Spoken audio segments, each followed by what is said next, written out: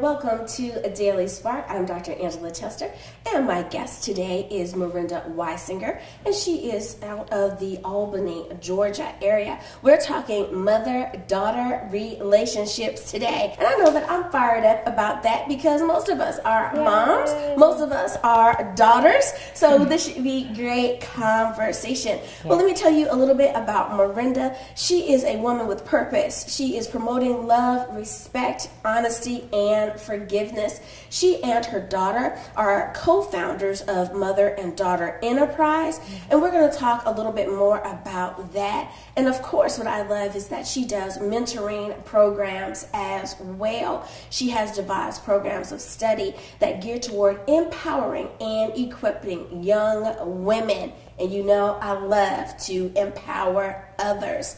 So let's go on and jump into this conversation. So Miranda, I want to ask you, of course, what I like to ask everyone, and that is, we have these bios that say all of these wonderful things that we do. It lists our education and all of that. But who are you in your own words? Well, first of all, let me thank you for having me on your show. Thank you. I appreciate it so much. Thank you, thank you, thank you. I am a mother. That's who I am first. I'm a mother. I was a teen mom, and I was able to overcome a lot of the stereotypes and limitations that were put on most teen moms. And I'm very, very excited about that and thankful to God for Him allowing me to raise the daughter who I raised. So I'm a mother first, more than anything. And of course, as you read, I'm a mentor. I have several girls who I call my daughters. I'm a surrogate mom to them. I've allowed them to come into my home. Some of them have actually moved in. But now I am grateful to say that everyone who I've allowed to come in are now out on their own with their own apartments, their own careers. So it's been great. However, I do still have many young ladies under my wing. So I'm a mom and a mentor. That's what I love, love, love to talk about and to say when people ask me who I am. Those are my first two things. I'm a mom and a mentor. And of course, a woman who loves God. And I love that. Now, I know that you have a way of referring to yourself as a mother-daughter relationship seamstress. Yes. And I think that is so wonderful because it allows others to understand that you understand how the relationship is interwoven. Yes. That this is a very beautiful thing that they can, though you are two separate things, coming together into one. And I really admire that you've done that. So for those who may not understand about being a mentor, what does a mentor do? How do you determine that you want to be a mentor? Well, actually, you don't determine if you want to be a mentor. Mentors are sought out. Okay. So there is not one girl who I've had under my wing who I've actually approached and said, "Can I mentor you?" Not one. So if you are a mentor, you should have people approaching you. They should see something in you that says, you have something that I believe I need. So that's how I became a mentor to many, because I had a lot of young girls, teenagers and young women, college women, who sought me out. So, yeah. Well, I'm a very big proponent of letting your light shine.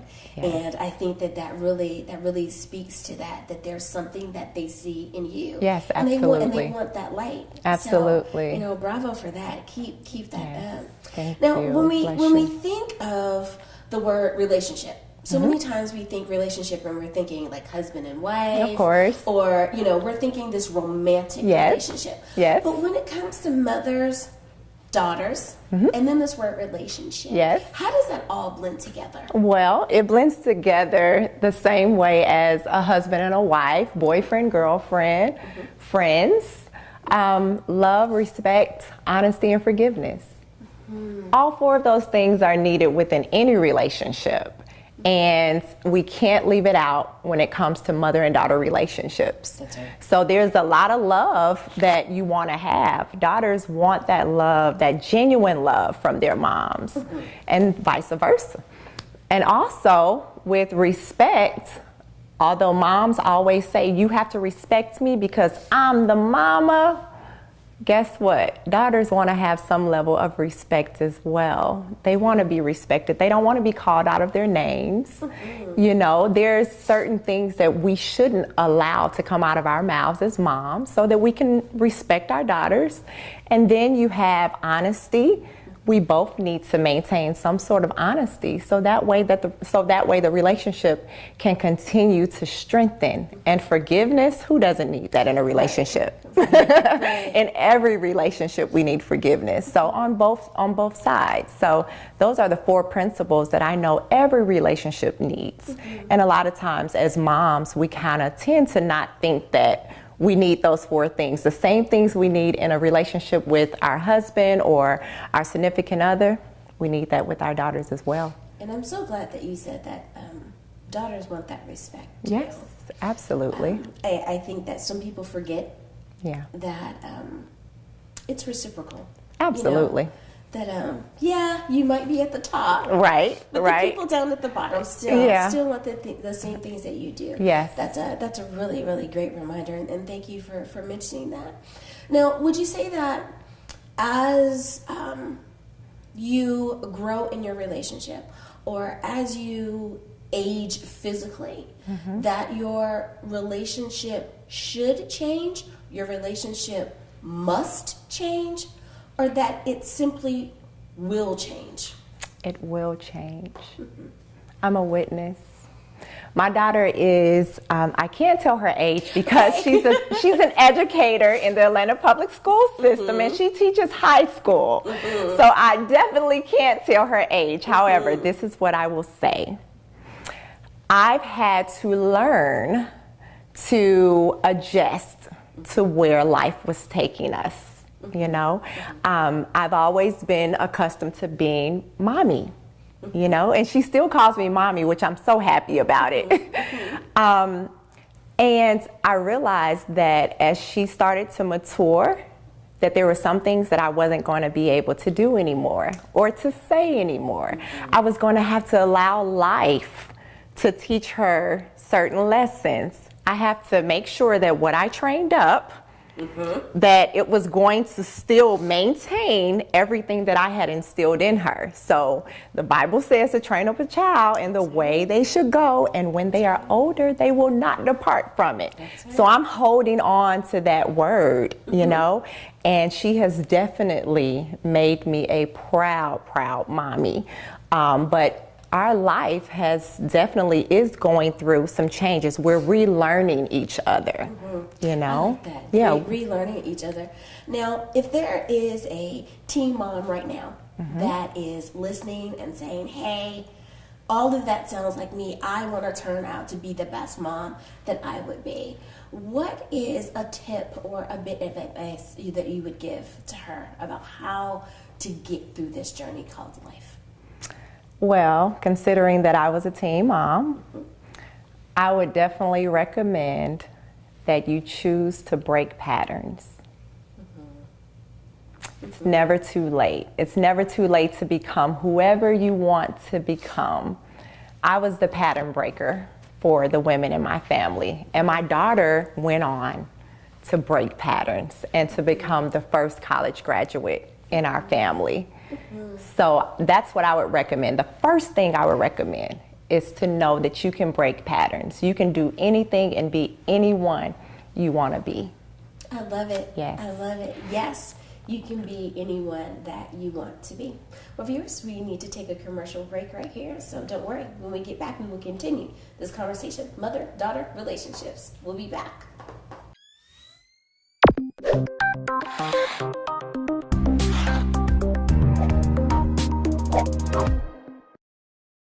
Welcome back to Daily Spark. I am Dr. Angela Chester. My guest today is Morenda Wysinger, and she is a woman that is on fire when we talk about mother-daughter relationships and how to bring that balance back. She is a mentor and doing so much to help, I think, build up these relationships that we have.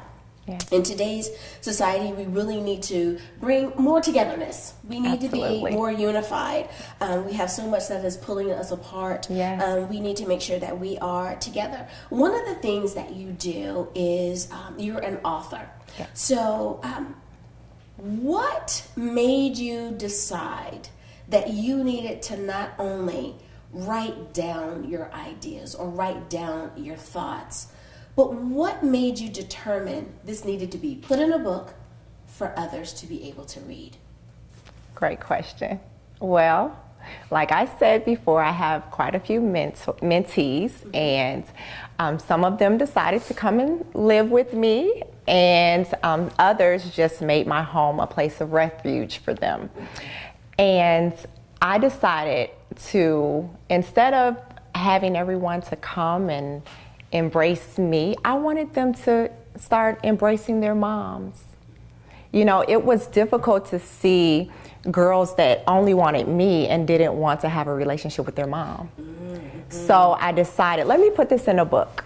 That way, if I put it in a book, maybe a mom or two will grab it, or 300 or 400 will grab it and say, let me read this so that way I can win my daughter. Or I can keep the relationship, the great relationship going as time goes on and as my daughter matures, because the book basically is for all ages, all generations of women who may want a better relationship with their mom. So, And I think that's a really good idea. Sometimes we want the information, we want the instruction, yes, but we don't want anyone to know that we want it, that Right. we're trying to Yeah. take it all in. Yeah. So perhaps I can sneak and read the book and, at night, and it'd be, my Yes. reading material. So Yes. very, very smart about that. Now, of course, as daughters ourselves, we have been on both sides. absolutely. As moms, we've Absolutely. been on both sides, right? Absolutely. So I want to ask you this particular question, and that is, what are some of the lessons that you've learned as a daughter that you wanted to make sure that you passed on to your daughter? I love this question. Let me tell you why I love this question, because it's so near and dear to my heart. Growing up, I didn't have a great relationship with my mom. I was the daddy's girl, and I gave my mom a hard time because as long as my daddy was at home, I can do anything I wanted to do. So as a daughter that has matured, and I look back over my life and I'm saying, oh my gosh, I was a mess with my mom. And it taught me to teach my daughter that your mommy is not going to be perfect. There's going to be some things that I'm going to do that you're not going to like, the same way that I felt about my mom. And as you mature, you'll realize that some of those things that I was trying to teach you the same way as my mom, you'll come back eventually and say, wow, you were right. You were absolutely right. So that's what I've learned as a mom, and that I've had to tell my daughter, I'm not perfect, and you'll realize later some of the things that I'm trying to explain to you now, you'll pick it up later and come back and say thanks. Yeah. It's so funny how so many times we hear mothers, or I'll say it this way, grandmothers will say, wait till you have your own children and then you understand. And then when we become the mother and we're dealing with the grandchild, then it's like, oh my goodness, mom was so right. And it's absolutely quite interesting how that all comes into play. Absolutely. I love it. And it's like, God definitely has a sense of humor, He right? does It's have like, a sense of humor. Just wait till it all wraps back around. I love it. Yeah. Now, when you give presentations, and one phrase that you use is to fit better. And I really like that. Fit better is also a phrase that we could use in our marriage counseling and everything else, and I love that. What do you mean by fit better? And how do we need to understand that? Again, both sides of the coin.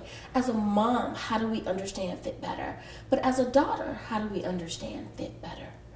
Well, recognizing that you can fit better is basically admitting that there's something wrong. You know, on social media, what we do is, you know, we find a lot of people that are out here and they have these selfies together with their mom and they're throwing up the peace sign and they're laughing and having all of this wonderful outer appearance, but behind the scene, they don't like each other. So we have to recognize, one or the other has to recognize, wow, we can fit better. We need to fit better. Every relationship is a custom-made relationship. So my relationship with my daughter may be different from the relationship with someone else and their daughter. So everyone has to take the opportunity to know that their relationship is custom-made and it needs to fit better. So everyone has their own different fits. I love it. I love it. That's right. Mother-daughter relationships are custom-made. It is not one size fits all. Not one size fits all. I love it. Or viewers, we need to take a quick break, but don't worry. We'll come back and continue this great conversation.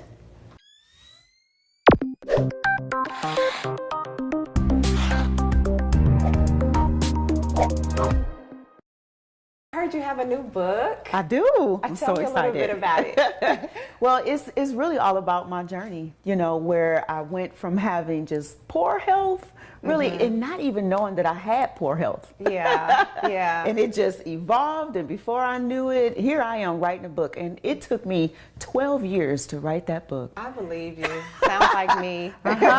Did you feel like no one would want to hear your story? I just felt like, who is going to, matter of fact, who told me to write this book in the first place? Right. Why am I doing this? I understand. But, you know, after a while, I realized that things were definitely falling into its prospective places. So and what's your book excited. about again? My book is about mother and daughter relationships. Oh, Yeah, my daughter that. is an educator. I was a teen mom, but I managed to just go ahead and get rid of all of the stereotypes by the grace of God. I was With about to his say, help, yes. all glory belongs to him. Yes. She became the first college graduate from our family Oh, out I of love 15 it. people. Right here. Yeah, she graduated Congratulations. cum laude from Howard University, and now wow. she's a teacher. Oh. And our relationship was so amazing, and everybody was saying, you got to put this in a book. You have to help other mothers and daughters. So I love it. Yeah. There's so many stereotypes that's out there. Yeah, And it there sounds is. like you broke all of them. Oh, bless you. And guess what? The stereotype of small women or small people being zeros and twos, like you were saying, as far as being healthy. Yes. I can totally relate. I'm like, I run a mile and I'm out of breath, but yet I'm small, and I can definitely say that I need to exercise a little bit more and drink more water. Drink more water. Yes, ma'am. Yeah, so I really so- enjoyed that when I was hearing you talk about it. And I love your story. Thank I love you. it. It's awesome. Thank you.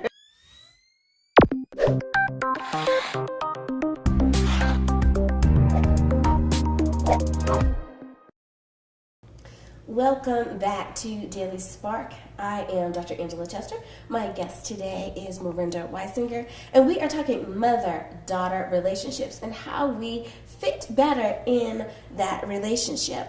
I want to ask you, now that you are a mom, and you've been a mom for quite some time, because you have an adult daughter now, Yes. so you know you have a little experience Yes. there about the pros and the cons and the ups and the downs and everything that we need to do. You have been able to figure out with your daughter the things that were successful and the Yes. things that perhaps you needed to tweak just a little bit. When we're open and honest about that, I think that we really and truly are able to help others Absolutely. grow. Absolutely. So what would be some advice that you would give to the moms that say, hey, I'm having some challenges with my daughter. What do I need to do differently? Or maybe I need to start doing some things. What's your advice on that? Well, the first thing I would recommend is to know that you can fit better.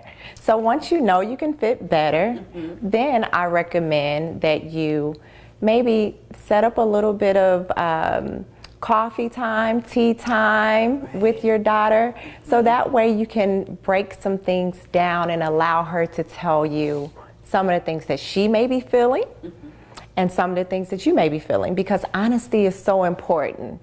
Never to think that, you know, you were the perfect mom, so she's wrong. Right. Never to think that, let your daughter think that she's the perfect daughter. Everything is right. Everything that I do is right. So that way you all can come and have a personal time, personal conversation, and talk about what may be wrong within the relationship, what you may change, what you may like to change in the relationship. So that way you can move forward from there. I love that. I love that. Yeah. So many times we talk about boundaries in relationships. And usually, again, we think boundaries, we think relationships, we think romantic relationship, husband and wife. But there's also boundaries when it comes to mothers and daughters. Yes. So what is an example of like a healthy boundary, or how do you even set up boundaries to begin with? Well, you know what's funny is that as a parent, my brother, sorry brother, I'm gonna put you out there. My brother used to say, she's scared of you and that's not good. And then you would have other people saying, you're so strict. But the daughter I raised, I was happy that I raised her based on this quote that I love. It says, good fences creates good neighbors. So if you set boundaries within the relationship and tell, you know, your daughter what you expect, when your curfew is. Like when my daughter went away to Howard University and she came home in her freshman year, she thought, well, you know, I'm in college, so I can just come in at 3 or 4 from the club. What's wrong with that? I do it in college. No.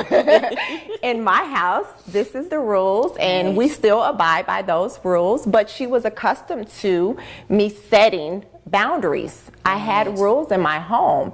And now that she's an adult woman, and she's also an educator, she understands now that you have to have rules. You have to set up those boundaries early. Drinking and smoking with your child, doing things of that nature that, this is just my own opinion, that I don't believe that parents should do with their child. It kind of sets you up for what could later on be a strenuous relationship, because they may become too comfortable or too common. So good fences creates good neighbors. Yeah. And I'm sure there's someone who's nodding their head saying, that's right, we have very traditional relationships, even though we may have modern conversation with each other, there's still the need for having that traditional relationship. And that I'm still mom. And you still have to respect the place of me being, I want to be cool with you, I want you cool with me, but I'm still mom. And I can understand that. I can understand that. Now, as a mentor, would you say that a daughter needs to make sure that her relationship with her mother is always moving in a forward direction? How does she make sure that the mentor doesn't take the place of her mother? That's a great question, because I have to make sure that I set boundaries, because if there is a void that the daughter is filling with her mom, she gravitates to me even more. So really the mentor has to know the type of boundaries to set, and know that you don't want to take the place of this child's, or adult woman's mother. And that way you can make sure that you are also offering the daughter some tips. This is what you may need to do with your mom. That's what I do with a lot of my girls. How about you go and take your mom, drive up to where she lives, because a lot of them are away in college where I am. Drive up to where she is and maybe take her out to lunch. Call her more often. Instead of calling me, try calling her first. See what she has to say first, you know? Sometimes you think that your mom is gonna say something different from what your mentor says, but a lot of times you'll find out we're probably saying the same thing. Maybe in a different way, but it's probably the same advice. And you know, it's really funny that you say that, because so many times when we look back over our lives, especially once we get a little bit older, and we realize that our mothers told us to do a particular thing, and we didn't want to do it. But you could have a brother or a sister or an aunt or even a really just close friend say, hey, you need to do that, and you go, oh, sure. Yeah. And you do it just off of the first suggestion. And your mother's sitting there going, I have been banging my head. Absolutely. And asking you to do this, and you would not do it. And that's really funny. But it does take a village, though. It does. It takes a village. So maybe I won't get across to you, but maybe this village will. Yeah. And it's a wonderful that you mentioned that, and having that village. Yes. So kind of backing out a little bit and looking at the members that make up our village, are there any particular personality types, or are there any particular types of people that we need to make sure that we have around us? Absolutely. When we're building this village, who should we look for? Positive people. Yes. Positive people that are going somewhere. People that you want your daughter to see and say, I really like what they're doing with their life. I really like the way they present themselves. I tried my best to surround my daughter around positive people and people that are movers and shakers. And she has definitely become a part of all of us. All of us, when we see her, we see ourselves in her. And I definitely can't say that I did it all by myself. It took a village to raise her. Well, I want to first give my congratulations, because you said a very, very important thing, and that is one, that you were someone who broke the cycle, and your daughter is a college graduate, and she's gone on to fulfill all of the dreams and hopes and aspirations of your family. One, great job. Great job. Because I think that many times people take that for granted, and that is not something that we should take for granted. Not at all. Be it that you are the first person or you're the 100th person in the family, it really and truly does take that village to make sure that each generation goes on. So thank you so much for being an inspiration, not only to your daughter and your family, but for those of us that are watching. So good job. Bless you. Thank you. My very last little tidbit is there that I ask you this. What is one word that you think that someone who has listened, who has enjoyed the program today, what's one word that they should take away from today, that they should hold in their heart, and it should be their action word for this week or for this month?